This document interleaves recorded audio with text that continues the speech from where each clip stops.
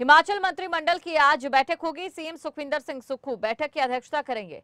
शिक्षकों के 5,700 पद भरने पर फैसला हो सकता है। मुख्यमंत्री की बजट घोषणा को कैबिनेट की मंजूरी मिलेगी। भारी वाहनों के गुड्स टैक्स से जुड़े मुद्दे पर भी चर्चा हो सकती है और विभागों में नए पद भरने पर भी फैसला हो सकता है। तो बड़ी खबर आपको हम बता रहे हैं, भारी वाहनों के गुड्स टैक्स से जुड़े मुद्दे पर भी चर्चा की जा सकती है। इस बैठक में विभागों के नए पद भरने पर भी फैसला हो सकता है। काफी अहम कुल मिलाकर ये बैठक रहने वाली है।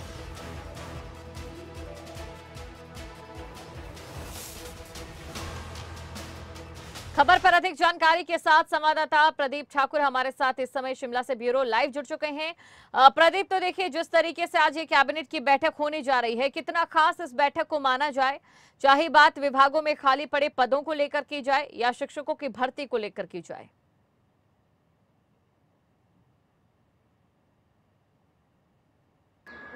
बिल्कुल दीपशिखा, देखिए 3 बजे ये बैठक शुरू होनी है मुख्यमंत्री सुखविंदर सिंह सुक्खू की अध्यक्षता में। और इसमें खासतौर पर अगर बात करें तो जो बजट घोषणाएं हैं, अब धीरे धीरे करके उनको धरातल पर उतारने की कोशिश राज्य सरकार कर रही है। कैबिनेट से उनको मंजूरी दिलाई जाती है ताकि समय रहते जो 1 साल के भीतर ये घोषणाएं हैं ये जमीनी स्तर पर उतर जाएं। तो ये कोशिश कैबिनेट की और राज्य सरकार की है। तो इसी से जुड़ी आज की जो महत्वपूर्ण अपडेट है वो एक बजट अनाउंसमेंट स्कूली छात्रों को लेकर थी, जो हायर एजुकेशन या फिर प्रोफेशनल एजुकेशन के लिए जाना चाहते हैं, उच्च शिक्षा के साथ साथ जो व्यावसायिक शिक्षा के लिए जाना चाहते हैं, लेकिन उनके पास पैसा नहीं है। तो ऐसे में 1% ब्याज दर पर उन्हें कर्ज जो है राज्य सरकार मुहैया करवाएगी। ये बजट अनाउंसमेंट थी और जानकारी है कि आज कैबिनेट बैठक में ये एजेंडा आने वाला है। इसके साथ साथ शिक्षकों के बहुत सारे पद हिमाचल में खाली चल रहे हैं। तो ऐसे में जो आज की बैठक हो रही है, लगभग 5,700 के करीब पद हैं,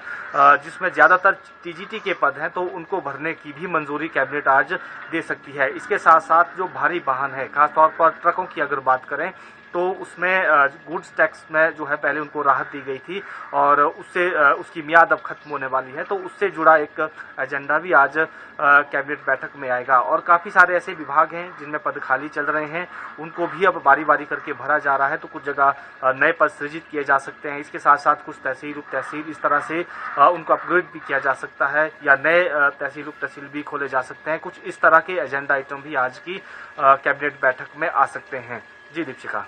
बिल्कुल, तो यानी कि कुल मिलाकर बेहद खास ये बैठक रहने वाली है। और देखिए प्रदीप, अगर बात दूसरी कांग्रेस को लेकर की जाए दूसरी तरफ से भी, तो कर्नाटक में जिस तरीके से चुनाव में जीत हासिल की है कांग्रेस ने, लगातार कांग्रेस से दम भर रही है कि कहीं ना कहीं एक बड़ी जीत है ये कांग्रेस के लिए और हर राज्य में इस समय कांग्रेस का जोश हाई नजर आ रहा है।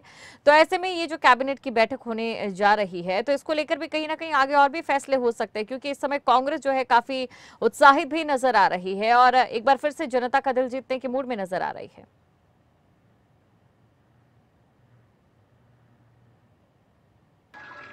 बिल्कुल दीपशिका, आपने सही कहा, क्योंकि कर्नाटक की जीत के बाद ये बात सच है कि कांग्रेस के जो वर्कर हैं, नेता हैं, उनका कॉन्फिडेंस लेवल जो है, आत्मविश्वास उनमें बढ़ा है।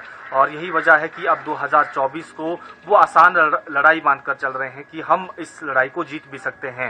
हालांकि जहां जहां उनकी सरकारें हैं वहां पर जो मतदाता हैं उनको रिझाने की कोशिश हो रही है, उनके हक में फैसले करने की कोशिश हो रही है ताकि उनका भरोसा जीता जा सके।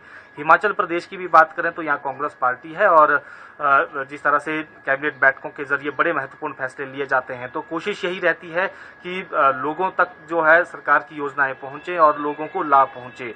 हालांकि हिमाचल में विधानसभा चुनाव के वक्त भी रोजगार एक बड़ा मुद्दा रहा है और यही वजह है कि कैबिनेट बैठकों में हम देख रहे हैं कि रोजगार से जुड़े विषयों पर भी चर्चा हो रही है। हालांकि कैबिनेट सब कमेटी भी बनाई गई है और 2024 के जो लोकसभा चुनाव है उससे पहले कांग्रेस की कोशिश रहेगी कि कैबिनेट से जो पदों को मंजूरी देकर उनको भरने का प्रोसेस शुरू हो जाए या वो तब तक कंप्लीट हो जाए ताकि उसका फायदा भी लोकसभा चुनाव में मिल सके। शिक्षकों की भर्तियों का जो मसला है, पहले ये विवादों में में भी आई थी एक जो शिक्षक भर्ती पॉलिसी की वजह से, लेकिन बाद में मुख्यमंत्री की तरफ से स्पष्ट किया गया कि हम कमीशन के जरिए ही ये भर्तियां करेंगे। तो ऐसे में आज भी अगर बात करें 5000 से ज्यादा पद अगर इनको मंजूरी मिल जाती है तो ये बहुत बड़ा एक हम कह सकते हैं कि हिमाचल जैसे राज्य के लिए एक बहुत बड़े वैकेंसी ये खुल जाएगी और जो कॉम्पिटिटिव एग्जाम्स की तैयारियां कर रहे हैं, कमीशन की तैयारियां कर रहे हैं, उनके लिए भी एक सुनहरा मौका सरकारी नौकरी का होगा। तो अब देखना ये होगा कि आज कैबिनेट बैठक में इसको किस तरह से मंजूरी